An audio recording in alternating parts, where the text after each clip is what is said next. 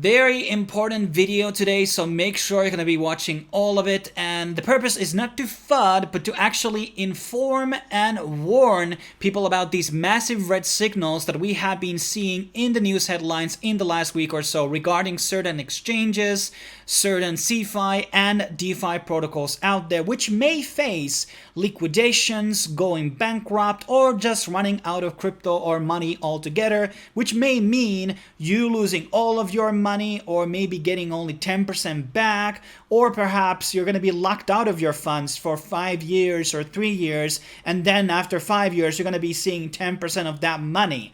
Now, I did warn you guys about Celsius. Luckily, some people withdrew on time, and right now Celsius has locked out all the withdrawals. They're not able to withdraw from Celsius right now, and those monies can be considered almost altogether lost, or you're not going to be seeing those in a very, very long time. Now, there's some other, players out there which are in a red signals, and those are what we're going to be talking about here today. Now, regarding the current market situation, we are in a very, very bearish thing. I'm not a TA analyst, but a lot of what other analysts have been saying to me that 14K would be the low that we are going to be reaching eventually. Is that going to be within a week or 3 days or in 2 months? Who knows? But 14K has been kind of predicted to be the bottom of the bottoms, but who knows what may happen because the economy is not doing so hot. So let's kind of get started of this whole catalyst event so everybody remembers what happened with Terra. And USD was something that many players were invested in, including Three Arrows Capital. And Three Arrows Capital is 400 million in liquidations basically lost. So they are in a very, very bad situation. And Three Arrows Capital has invested in many, many different things out there, which I want to really highlight here. And, this is multiple lenders, one of them being Blockfee. And here's the things that Three Arrows Capital is invested in. So Three Arrows Capital going down is obviously going to be having some type of an impact on these protocols out there listed here, including Blockfee. And Blockfee is one of those projects which I feel may have been in a very, very bad situation. They lended money to Three Arrows Capital, and that money has been liquidated. Blockfee has not closed down withdrawals, and by the fact, so many of these Cefi protocols have sent out emails regarding about the current situation and talking about we are in a healthy terms and yada yada yada. I don't know if they're lying or are they legally able to lie things about like this, but that is very concerning. Only one that has been showing very, very positive things is like Nexo, saying that they are hiring people and they offered to bail out Celsius, obviously. So Nexo is the one that I'm still trusting out of these Cefi platforms. I haven't withdrawn my money from World, for example, but anything that has been kind of associated with Three Arrows Capital, I think is kind of like in danger, and that is obviously Blockfee. Deribit has been tweeting out some issues, I think, so that's another one that you want to avoid. And any like a low tier exchange, and low tier is anything that is not KuCoin, Binance, Kraken, Coinbase, and well, I don't actually think anything else there.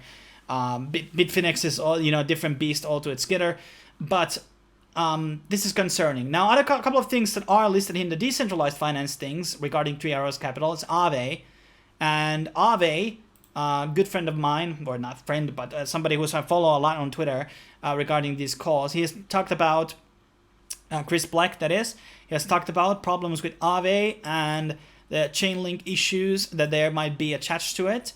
And Aave is obviously, there's been some other security issues in the past, and I have now withdrawn all of my money from Aave because I feel like I don't really trust them, nor their yields are that amazing enough to validate, the risk that may happen of another hack or something going on. And I think there was another chain in Twitter which goes into like the problems with Aave right now. Another protocol that was listed here is Grow. Grow has gone minus APY on their leveraged yield right now. So I had $1,000 on Grow, and it basically went to $700 or something like that. They have issued the DAO has issued some type of a like reparation type of a thing, but it's another one that I do not want to trust again, and I don't think it was really that great of a service in the first place. So minus APY is not something that you're really bullish on, or 0.29% on DeFi. So give that a pass. Now another one that is really major one, and that is Lito, and Lito has the S-Teeth, and that is the staked Ethereum. And there's another staked Ethereum as well. I can't remember the name right now, but these are in a very problematic place right now. So here you can see on the side the Lito Ethereum price, and this is actually lower than Ethereum, and it should be 1-to-1 peg to Ethereum.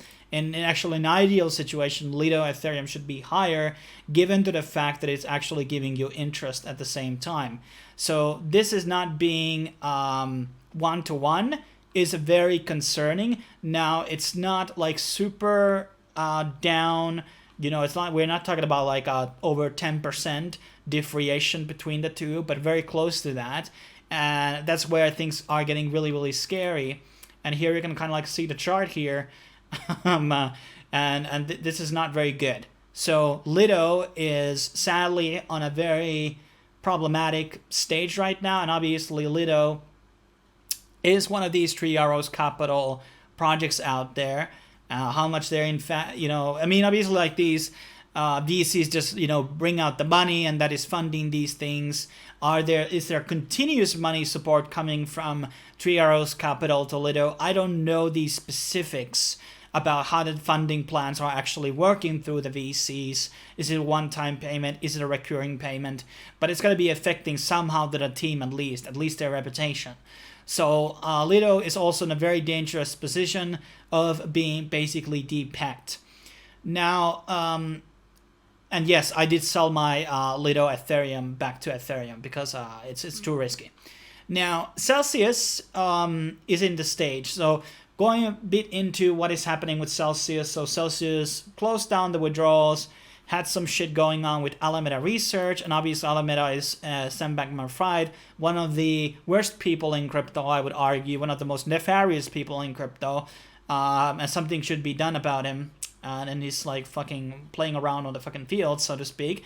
And they are doing some type of a deal with Celsius, or they fucked over Celsius. It doesn't really matter at this point for me. But what will happen is, after and if Bitcoin will reach 14K, it will mean that they will get liquidated. And that is not very good, because the Bitcoin price definitely can go to 14.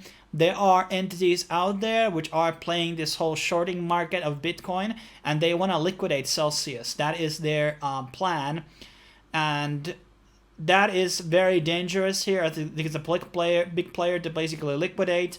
Liquidation for like MicroStrategy, which is the Michael Saylor firm, I believe is 4,000 or 3,000 Bitcoin or something, and that's definitely not gonna be going down unless Bitcoin is gonna be facing a 51% attack or something other, which would undermine the security of the network, or it would basically require a 51% attack, and even that necessarily wouldn't bring it to 3K, and if it did, it was very temporary. Now, so Celsius, guys, I'm sorry, people who have their money that's still there, you're not in a good situation. And the STT is also tied into, by the way, Celsius, so which are holding a lot of STETH. So these are all very connected to each other. That's what you have to understand. Now, next up we have Voyager, which is one of these Cefi platforms which I'm not actually registered to. So as some people who are long-time subscribers know, I've done videos about almost every Cefi platform out there. CoinLoan, Wold, Celsius, Swissborg, Nexo, you name it. Voyager Digital, I've heard things from the grapevine, anonymous sources, that this company is going to collapse. Okay, this is going to collapse.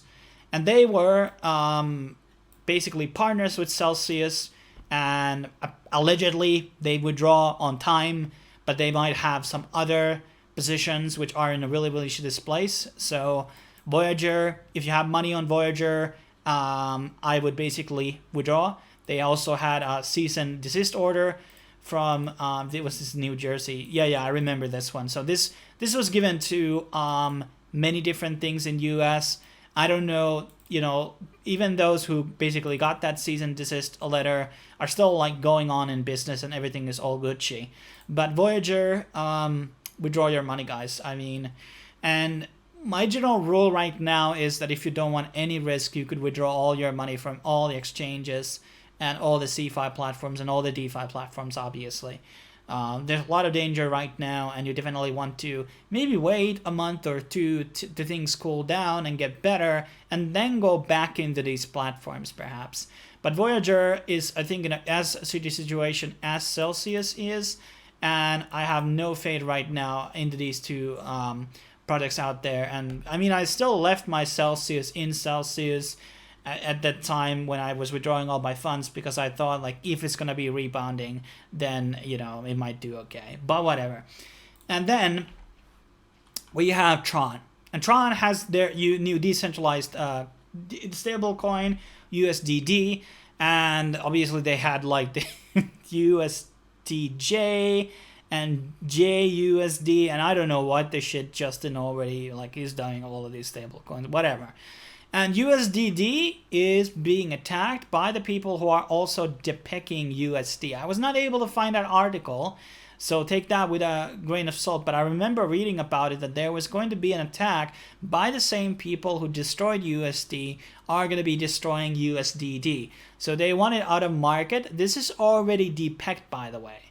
So if we go into back in the coin market cap, the USDD price is, I mean, there's to this day people are still like messaging me like Tron. I don't do Tron anymore. Like on a daily basis, there's some Tron dApp trying to make me to do videos for them, and I say always no, because Tron has become absolute shit chain. And when USDD will be pegging very hard. So when we look at the 7-day market, okay, it was $1 on the 13th, and ever since it's been slowly going down. And I've been shorting USDD. Luckily, there's almost no liquidity on Ascendex, but I mean, maybe I will get $1 or two. But this is going down, and once it really depects, I'm not talking about like this is depecked already, but once it like really goes to 70 cents, 50 cents, then it's over. And then Tron will be going down. Now, Tron will not face the same problem as USD will, because they're not interconnected in the same way. USDD is like a DAO project which is made out of like Justin's Ponzi money, and you know, because Justin owns like, what was it, 19 out of 24 of the super delegates, and it's like super centralized chain basically, which are kind of meant to make money for Justin.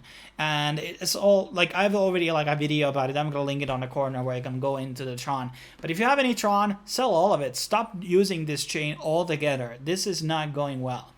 And the Tron price, how much will crash? Maybe 20%, maybe 25%. So I'm having shorting right now. As a side note, derivatives and futures are really hard, guys. So I recommend getting these short tokens. Not FTX. Fuck FTX. But you can buy these shorting tokens on Tron. On Gate and also on Binance. So I currently was holding 3x short Bitcoin and also 3x short TRX, which I'm currently holding. And I'm going to be making money through these because they are not able to go through liquidation. And there's some like details to them which you might want to read, but liquidation is not something that can happen. So basically I have these short tokens for Tron waiting until the crash. It's going to be taking a couple of days probably until USDD will going hard down, and eventually someone will, you know, put some money out to it to crash it basically, and then Tron will basically fall alongside with it. Some numbers, don't know how much exactly. So yes, Tron and USDD, really bad places to put your money right now. And then we have the RapBTC. There's also some shit going on there. couple of different articles and liquidations and different things like that. So if you have RapBTC, I recommend changing it into the, what was it called, RenBTC. I don't know actually what is the current status with that, but just getting back to normal BTC from RapBTC. RapBTC is not in a current good collateral position, and I think Celsius is also holding some RapBTC right now. So guys, another one that is very much in danger. So move your Bitcoin back to the Bitcoin main network, or hold Bitcoin in normal Bitcoin in like a reputable exchange like Coinbase or Binance. And last one we have here is stablecoin MIM, Magic Internet Money, which is basically on Arbitrum. And I also sold out today. So here's the, depecking happened out yesterday, or actually in middle of today. Let's see where it's at right now. Last time I checked, 95 cents. And if you're watching this video, it might be going lower than that. So I don't know where things like Frax are going. DAI also might be in a bit of a trouble due to debacking. USDC is one of the better stable coins to have, almost the only one that you should have, alongside with PAXG, which is the cold stable coin, which has been, well, one of the best performing coins in the whole bear market, because they haven't been really going down, because they're correlated to gold. So, and there's also some type of a Tether FUD campaign going on, and Tether is going to be knocked out from the competition sooner or later, because globalists don't like it, and it's not fully backed by dollar, it's partially backed by Bitcoin, and that's obviously problematic, as you can guess. So Tether, don't hold your money in Tether if you want to be really safe. USDC, PAXG, and maybe Paxos USD are like ones that I would recommend out of stable coins.